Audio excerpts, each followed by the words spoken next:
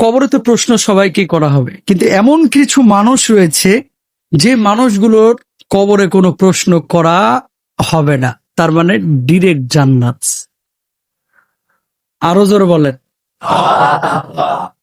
খুশির খবর না? খুশি। শুনেন, পরীক্ষা দিয়া পাশ করা আর একটা হচ্ছে পরীক্ষা ছাড়াই পাশ করে ফেলা। পরীক্ষা ছাড়াই পাশ করা, এটা কোনো হিসাব নিকাশ নাই, ডাইরেক্ট জান্নাত। সুবহানাল্লাহ বল। এরকম আল্লাহ রাসূল সাল্লাল্লাহু আলাইহি ওয়াসাল্লাম 7 শ্রেণীর মানুষের কথা বলেছে যাদের কবরের জিন্দেগিতে কোনো প্রশ্ন হবে না। মারা গেছে, দাফন হয়ে গেছে, আল্লাহর পক্ষ থেকে ঘোষণা হয়ে গেছে, ফায়ুনাদি মুনাদিম মিনাস সামা, আকাশ থেকে আহ্বানকারী আল্লাহ বলবে, ওই ফেরেশতারা, কি হয়েছে? আমার বান্দার উপরে আমি খুশি আছি, ফাআফরিশু মিনাল জান্নাহ, তার জন্য জান্নাতের বিছানাটি একটু বিছিয়ে দাও। জান্নাতের বিছানা বিছিয়ে দিল। এবার বলতেছে, আল্লাহ জান্নাতের ঘরটার লেগে কত বড় দিমু? আল্লাহ সুবহানাহু ওয়া তাআলা বলবে, ওর দৃষ্টি যত দূর যায় এর জান্নাতের ঘরটা তত বড় বানায় দাও।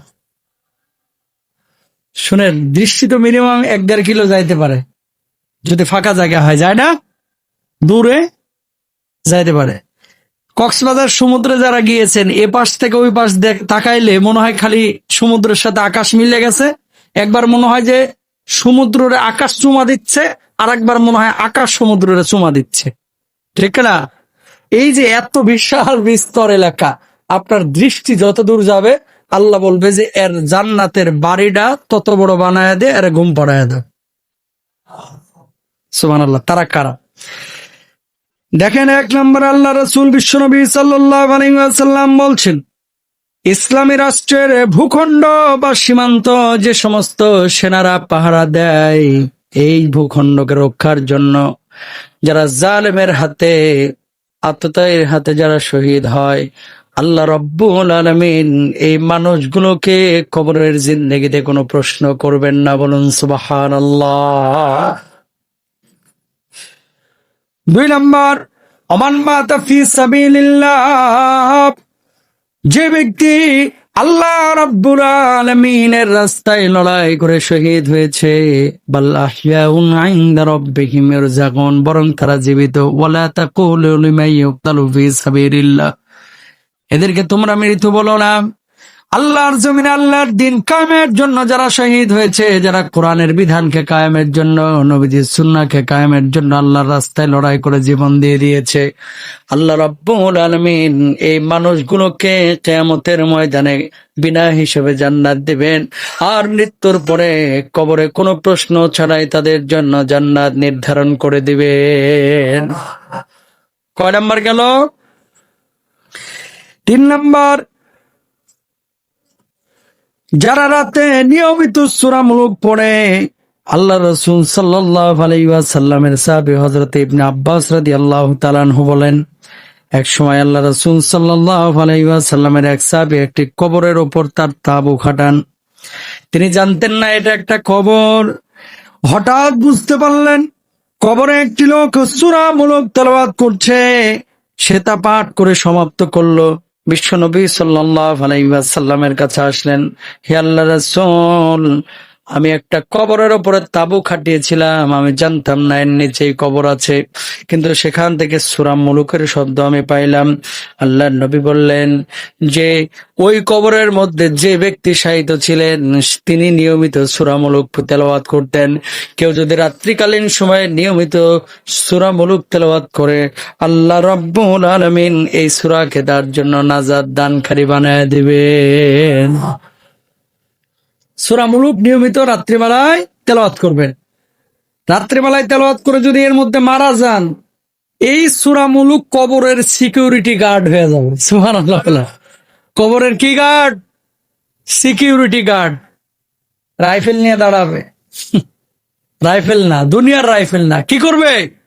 কবরের চতুর্দিকে সূরা মুলুকটা ঘিরে রাখবে। মন কান্না করে আসবে, বলবে, কই আইছো? কয় প্রশ্ন করতে? গৌর মিয়া, কাম পাও না, এখানে আইছো কাম করতে? হ্যাঁ, তুমি জানো না এই ব্যক্তি সূরা মুলুক পড়ে মারা গেছে আজকে রাত্রে? আমার নবী বলে গিয়েছিলেন আল্লাহর পক্ষ থেকে ঘোষণা এসেছে, মুলুক পড়ে যে মারা যাবে, আল্লাহ রাব্বুল আলামিন সে যদি ইমানদার হয়ে থাকে তার কবরটাকে জান্নাতের বাগিচা বানায় দিবেন। মুলুক পড়া দরকার আছে না নাই? কয়টা গেল? আজকে কি বার? জোরে বলেন। আল্লাহ রাসূল সাল্লাল্লাহু আলাইহি ওয়াসাল্লাম বলছেন, কোন ব্যক্তি যদি শুক্রবার জুমাবারে দিনে অথবা রাত্রে মারা যায়, আল্লাহ রাব্বুল আলামিন ওই ব্যক্তিকে কবরের যাবতীয় প্রশ্ন ফিতনা থেকে রক্ষা করবেন। কোন দিন মারা গেলে? শুক্রবার, জুমাবার। সহিহ হাদিস কিন্তু এটা। জুমার দিনে অথবা জুমার রাত্রে। জুমার রাত মানে জানেন? শুক্রবারের রাত না, বৃহস্পতিবারের রাত। মাশাআল্লাহ, আপনারা জানেন আমার মুসল্লিরা অনেক ভালো, আলহামদুলিল্লাহ বলেন। জুমার রাত মানে বৃহস্পতিবার রাত, মানে আমগো বিয়ার রাত। কথা বলে না দেখি। বৃহস্পতিবার মানে কি? কালকে সারা রাত কিন্তু ঘুমাইতে পারি নাই ভাই। আমি তো থাকি 8 তলায়, লিফটের 8 না লিফটের 7, মানে 8 তলায়। সামনের 5 তলা বিল্ডিং এ পুরা লাইটিং করছে। আর এখন, আগে কিন্তু গান বাজাইতো, এখন গান কিন্তু বাজায় না, খালি ঢুস ঢাস আওয়াজ হয়, ঢুস ঢাস। কথা বলেন না কেন? আগে কিন্তু গান বাজাইতো, এখন কিন্তু খালি কি যেন বাজায়, ঢুস ঢাস আওয়াজ হয়। আর ভাই এমন আওয়াজ হয় যেন নিচে ভূমিকম্প হচ্ছে। অনেক তদন্ত করে, গবেষণা করে, এমফিল করে, পিএইচডি করে সকালবেলায় আমি জিজ্ঞেস করিলাম এক চাচাকে, চাচা এখানে কি হইয়াছিল? তিনি বললেন, এখানে কান ফুরানির অনুষ্ঠান হইয়াছে। বুঝেন নাই কথা? আর বিয়ার অনুষ্ঠান না, কান ফুরানির অনুষ্ঠান। তাই এরকম গান বাজনা, 4 তলা বাড়ি, পুরা লাইটিং, নিচে গরু মরু জবাই করা অস্থির। চিন্তা করলাম, কান ফুরানিতেই এত ঠেলা, এই বেডের বিয়ার সময় হইব কি জ্বালা।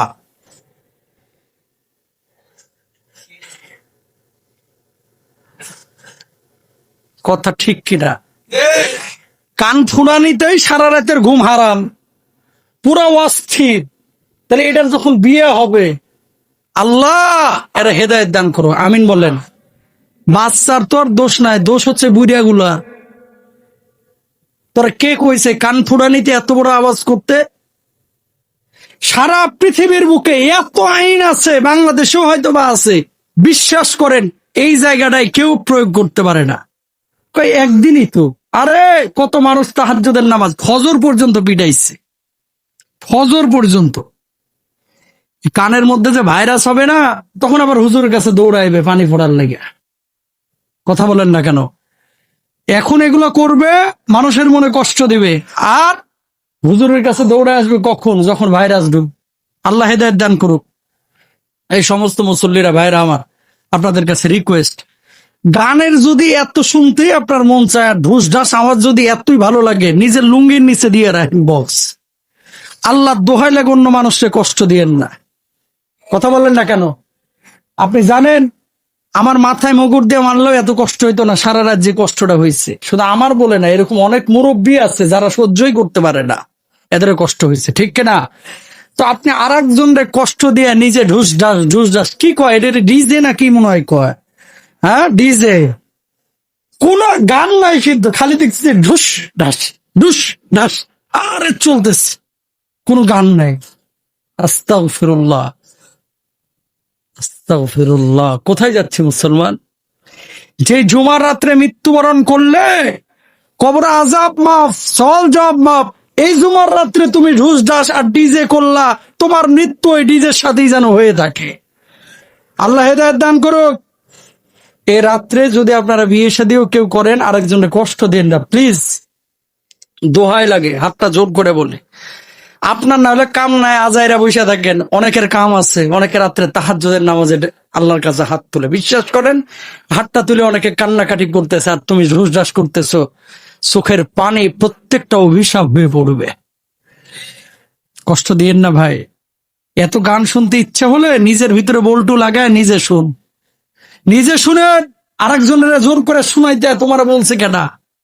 কিছু লোক আছে এরকম স্বভাব খারাপ, নিজে শুনবে বাড়ায় দিয়ে আরেকজন জোর করে শোনাইবে, দেখো আমার বক্স আছে, আমার বক্স আছে, জোর করে শুনাইবে। এই স্বভাব চেঞ্জ করবো ইনশাল্লাহ বলেন, আরো জোরে বলেন।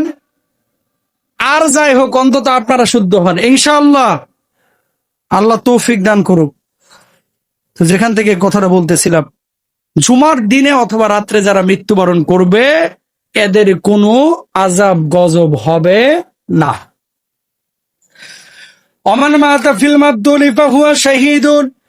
আল্লাহর নবী বিশ্ব নবী সাল্লাল্লাহু আলাইহি ওয়াসাল্লাম বললেন, 5 নম্বরে যারা পেটের পীড়ায়, পেটের রোগে আক্রান্ত হয়ে মারা যাবে, আল্লাহ রাব্বুল আলামিন ওই মানুষগুলোকে কবরের ফিতনা থেকে, প্রশ্ন থেকে হেফাজত করবেন। এই মানুষগুলো জান্নাতে যাবে। 5 নাম্বার। 6 নাম্বার, নাবালক শিশু এবং মায়ের গর্ভে মৃত শিশু, এদের কবরে কোনো প্রশ্ন হবে না, এরা জান্নাতি। আরেকটা হাদিসের মধ্যে, তাফসিরের মধ্যে ইবনে কাসির রাহিমাহুল্লাহ লিখছেন, এই বাচ্চাগুলো যখন মারা যাবে এদের রূহগুলো জান্নাতে পাখি হয়ে উড়ে বেড়ায়। বাপ মা যদি আমল নিয়ে কবরে যাইতে পারে, কিয়ামতের ময়দানে আল্লাহর সঙ্গে এরা কি করবে? বোঝাপড়া করবে। আল্লাহ, ছোটবেলায় বাপ মার মায়া মমতা পাই নাই, আজকে যা আপনার আমাদের জান্নাত দিছেন, আমার বাপ মারে জান্নাতে আমি নিতে চাই। আল্লাহ বলবে, যা বান্দা, ছোটবেলায় মায়া মমতা পাস নাই, আজকে জান্নাতে তোর জন্য আমি তোর বাপ মার ব্যবস্থা করে দিলাম। মাশাআল্লাহ, আর কি লাগে, তাই না? এজন্য আসলে ছোট বাচ্চা যাদের মারা যায় এরা খুব কষ্ট পায়। হয়তোবা আপনি আমি বুঝি না, যারা হারাই তারা বুঝে। তো প্রিয় ভাইরা আমার, ছোট বাচ্চা যাদের মারা গিয়েছে, আপনারা যদি ঈমান নিয়ে কবরে যাইতে পারেন, এই পুরস্কার রেখেছেন কে? আল্লাহ তাআলা। এরপর আসেন 7 নাম্বার, পাগল এবং বোকা ব্যক্তি। এই জন্য অনেক ওলিয়ারা আকাঙ্ক্ষা করতেন যে আল্লাহ, মানুষ না বানায় আমার পাগল বানায় দিতে, আল্লাহ হিসাব হইতো না। আল্লাহ, তুমি আমার একটা পাখি বানায় দিতা, আল্লাহ একটা চতুষ্পদ জন্তু বানায় দিতা। কেন? কারণ এই পাগলের কোনো হিসাব নাই। এদিক থেকে আপনার আমার চাইতে ওরা কিন্তু আগে রয়েছে। কথা বলেন না কেন? পাগল আপনার আমার চাইতে আগে আছে। মানুষ যাদের সুস্থ মস্তিষ্কের নিয়ামত আল্লাহ তাআলা দিয়েছেন, এদেরকে যেমন জিজ্ঞাসাও করা হবে, হিসাব বিকাশও হবে, এদের প্রতিদানও হবে অনেক বড়। কিন্তু এই পাগল, তারপরে আপনার বোকা, কিছু বোকা ব্যক্তি আছে না, পাগল না কিন্তু দুনিয়ার কোনো তালি নাই ওর। ধরেন বলছেন যে তুই একটু ফ্যান্টাসির ওখানে যা, তো এই জিনিসটা নিয়ে হাঁটতে হাঁটতে গেছে উত্তরা 10 নম্বর। আছে না এরকম? খালি ভুলে যায়, মন ভোলা বোকা ব্যক্তি, এদের কোনো কি হবে না? হিসাব হবে না। আলহামদুলিল্লাহ বলেন। তো এই মানুষগুলো হচ্ছে যাদের কোনো কবরের মধ্যে হিসাব নিকাশ হবে না। প্রিয় ভাইরা আমার,